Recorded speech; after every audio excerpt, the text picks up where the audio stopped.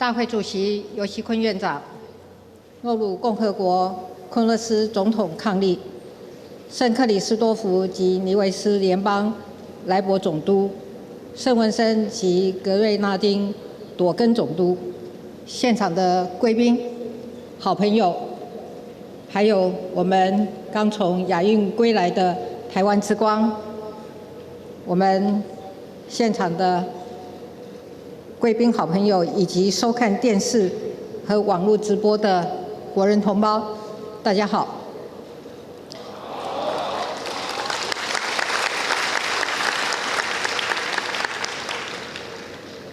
今天是我们中华民国112年的国庆日，阔别3年，我们终于脱下口罩，齐聚在此，共度我们国家的庆典。现场有许多来自全球各地的侨胞，还有睽违3年再一次远道而来的国际友人。我要代表台湾人民向大家致上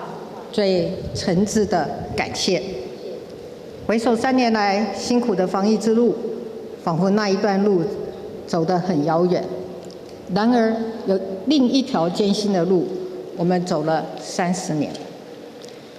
就在上个月底，潜舰国造的第1艘原型舰下水了。在完成后续的测试之后，这艘海鲲军舰预计在2025年正式服役。潜舰国造是历经30年，不同政党的总统都想实现的梦想。现在我们做到了。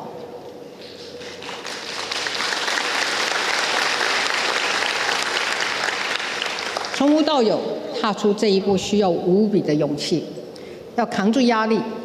要突破瓶颈，要顶住流言蜚语。只要稍有犹豫，就会失败。但是我们终于做到了，我们的国防自主再跨出了一大步，国军不对称战力再向上提升，我们更再次展现守护中华民国台湾的决心。我相信，全世界更会认同海鲲军舰是为了守护区域和平稳定而破浪前行。这正是中华民国立足台湾74年以来，所以可以屹立不摇的精神。面对特殊的国际处境和瞬息万变的挑战，我们不前进就会倒退，不奋进努力就无法掌握自己的未来和命运。尤其这7年多来，国际及区域的政经情势复杂多变，再加上百年大疫跟极端的气候，再在挑战民主国家中政府治理的韧性机制，也挑战民主社会中人与人的信任基础。我从未忘记过我对改革的承诺，也深知改革所带来的冲突和阵痛。我要感谢台湾人民，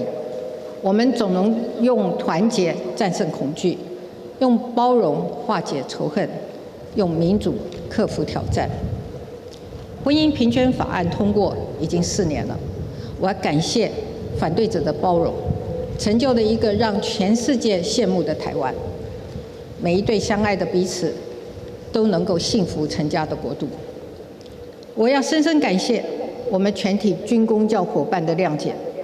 为了年金的财务能够永续，我们一起完成了过去无法做到的年金改革，也让我们政府的财政更有余裕来照顾下一代。我要谢谢我们劳工朋友的体谅，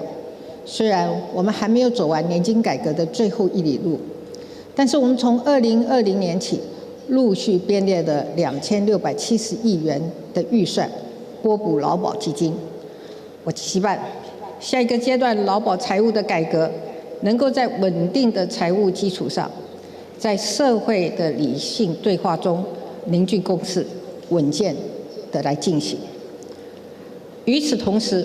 我们连续8年调涨基本工资，并以所累积的经验为基础，提出最低工资法草案，送交立法院审议。蔡英文没有忘记要照顾劳工的承诺。前一阵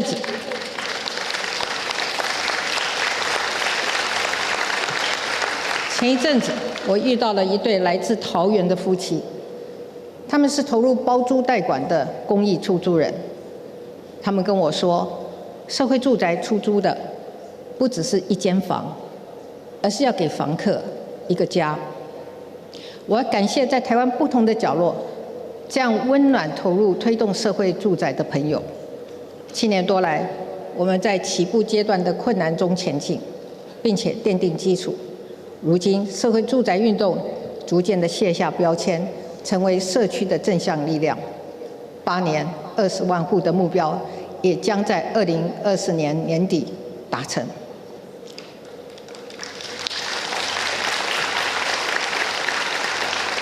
居住正义这条路仍然漫长，但经过这几年的经验的累积，我相信未来一定可以在正确的道路上加速前进。我还记得刚接任总统的时候，台湾的电力备转容量率曾经最低只有1.64%，但这7年多来，我们大幅度提高能源供应，也全力的推动能源转型，终于在去年迎来了转捩点，让绿电的总发电量首度超越了核电。现在阳光越强，气候越炎热，就越不用担心午后缺电。在傍晚尖峰的时刻，我们的备转容量率也能够维持在7%到10%的稳定状况。我们在跟时间赛跑，克服种种的困难，一步步的实现能源转型。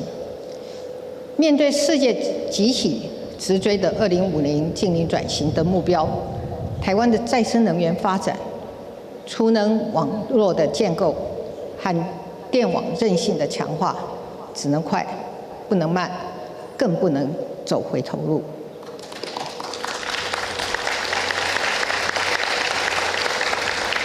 除了推动改革，过去7年多，我们在剧烈变迁的两岸及国际情势中，倾全力发展经济，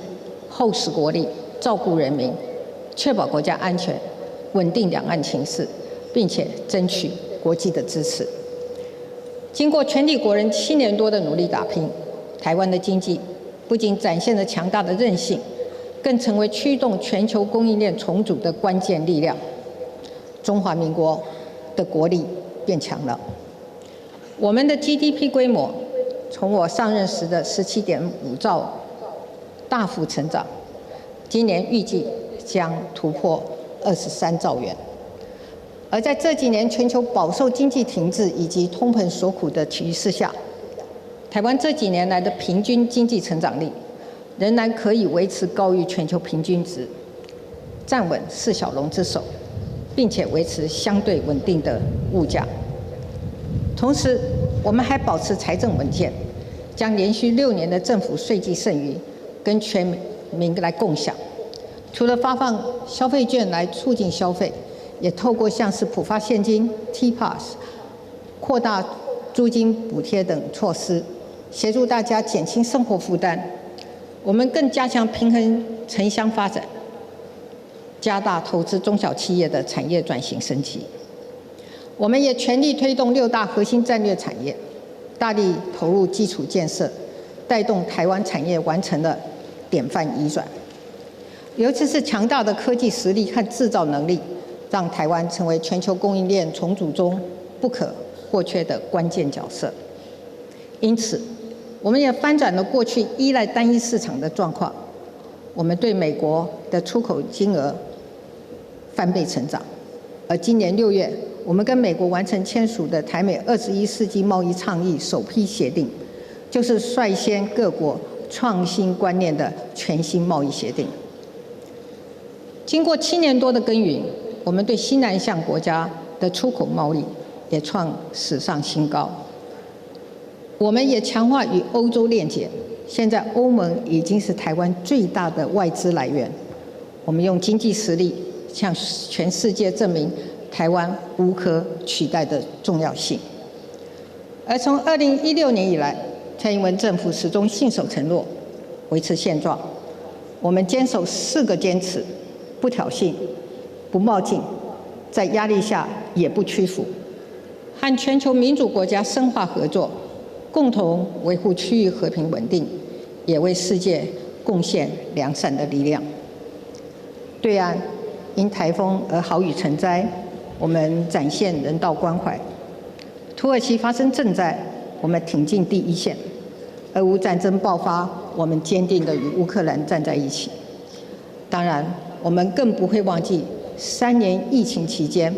民主伙伴相互驰援的那股善的循环。尽管阻挠未曾停歇，但我们没有停下走向世界的脚步。台日友情坚定不移，台美关系坚若磐石。我们的友邦和理念相近的国家，在国际场域中力挺台湾。来自不同的国家的年轻人，在社群上串联 Viva 台湾。台湾的民主成就已经成为世界标杆，台湾的屹立不摇，更无疑是全球民主永续发展以及安全繁荣的最大保证。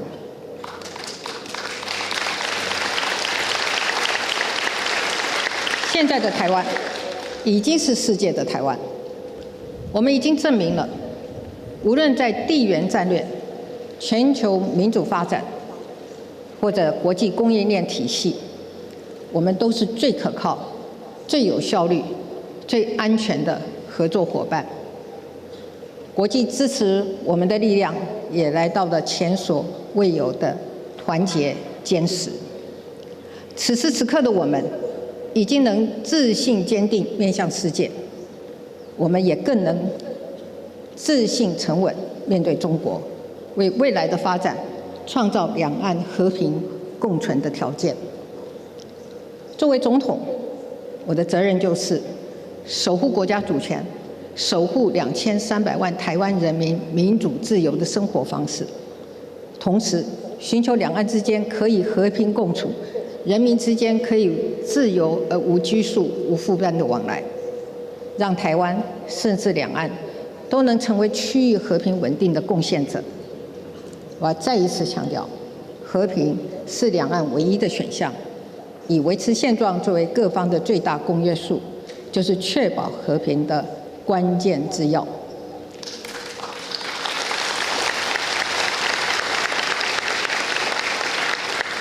特别是全球都已经体认到，台海的和平稳定是国际社会安全与繁荣不可或缺的要素。任何一方不能片面改变现状，两岸分歧必须透过和平方式解决。因此，我们要持续努力，在确保主权跟民主自由之际，能够在尊重历史事实之下，持续建构和平稳定的两岸关系。今天，许多政党领袖和贵宾都在现场。政党竞争是民主政治的日常，但我们可以齐聚在此，正是台湾难能可贵的民主风景。我衷心期盼，在选举的竞争过后，我们可以放下激情，台湾内部可以寻求更大的共识，众志成城，对外团结一致。我相信，这是我们不分朝野政党对国家的共同责任。我们愿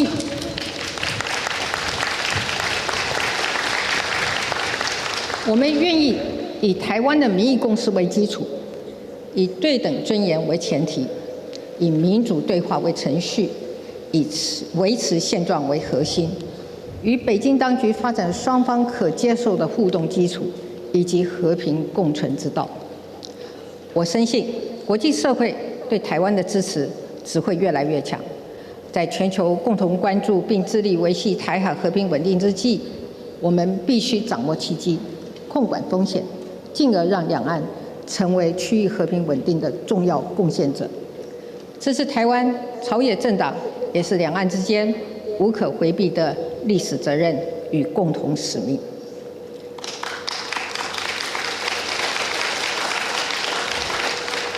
各位国人同胞，无论是65年前的823战役，或是如今面对外部威胁的挑战，我们始终怀抱着不分彼此、同岛一命的信念。如今，中华民国台湾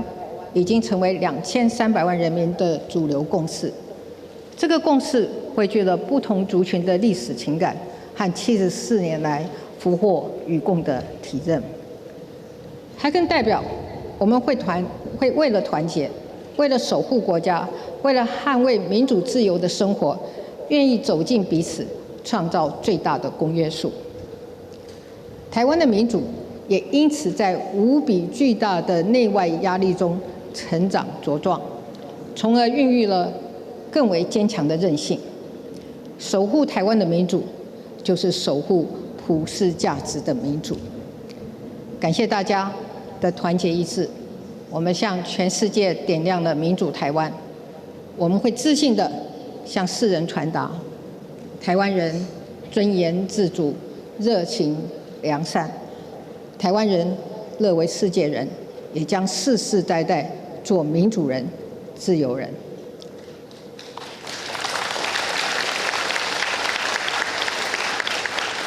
我要感谢台湾人民给蔡英文2次机会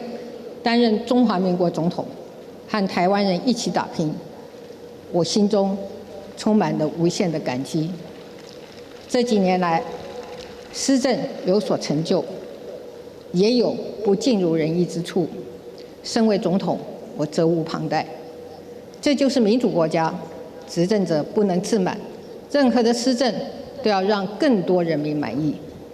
就是政府永无止境努力的目标。各位国人同胞，蔡英文的任期会停在明年的520，但国家要继续前进。